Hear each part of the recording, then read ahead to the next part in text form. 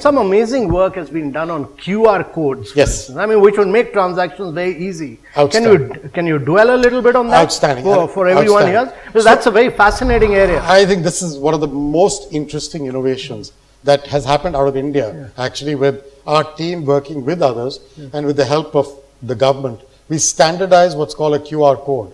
What that does is it takes away the need for an old terminal, which costs a lot of money, which needs to be connected to a landline, which needs to be maintained, which software needs to be paid for. All that is gone and replaced with essentially a single code on a sheet of paper that is unique to that merchant. I think this is transformative. Yeah. I'm a believer that countries like India can actually take their rightful place in determining the future of this international order because of the leadership being strong and the quality of the people in this country. This is the time for India to demonstrate its capability in setting the trend on the international order. And by that I mean everything in the corporate world. I mean things that you and I have discussed so many times, which are easy to talk about but hard to deliver. Corporate governance, market access, open competition, intellectual property for America and for India, not just in one country. India's post-demonetizations pushed for digitization in a very big way. We're seeing a lot of disruption. 900 odd financial technology startups. We are seeing, India has a unique ecosystem of a unified payment interface at the back. We're seeing a lot of new apps. Bhim app, Google has invented the Google app for India. I was quite amazed yesterday. The Google India head told me they've had 9 million downloads. How is that going to impact MasterCard? So MasterCard is a infrastructure player. We're a B2B player that provides the technology and the data for payments to work. We actually don't issue a card. Banks issue the cards.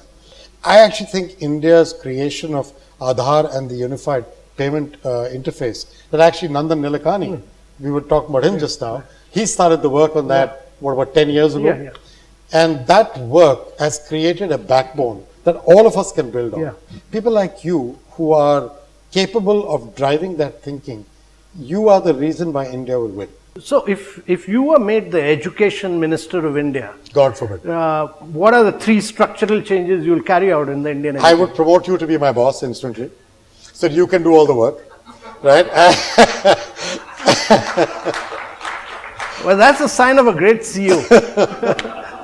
I'm sorry, we are friends. Spotting the best talent in town. We have this repartee all the time. You'll get used to us if you watch us together. This is not a new thing.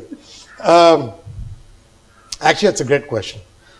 I would do the best I could with school level education for the first period of my effort. Because I believe that college and business school minds have already begun to develop to an extent, and not improving school education to the best possible would be a sin for a long time. And I would do all I could to focus on that. So how do we use technology to leapfrog in many of these areas? So Amitabh, actually that's a really, talking about technology, people don't know that 14% of my employees are in India. And they're not back office call center. That's not what I'm doing. They are writing mobile and cyber security technology for the world from here. The wallets that we are rolling out, the artificial intelligence and machine learning capabilities and data that we're rolling out around the world are coming out of people in Pune, Vadodara and Gurgaon. And that is because of the skill set that exists here. That same skill set can be applied not just to financial technology, which is what we were talking about earlier, but also to things in education and also to things in healthcare. But as a global MNC CEO, any 2 or 3 major things you think India should do quickly? Getting more of our workers into the formal economy from the informal economy, which is what 90% of your policies are aimed at. So whether we talk about Make in India or skilling or improving bank balance sheets or digitization or demonetization, they're all basically aimed at getting people into the formal economy. If you don't do that, the challenge is productivity will never grow.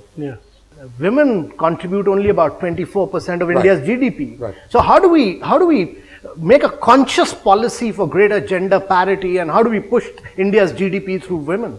So educating girls, educating them through school, and through colleges. You can see it happening today in the US as well. Harvard Business School, this class, has more women than men. That has been the case for 6 years now. So actually happening there as well. They have to come through that pipeline with the confidence of their education. Thank you, Ajay. It's Thanks been a a lot. great pleasure. Thank you, We Ajay. really Always a overshot pleasure. time, but great pleasure.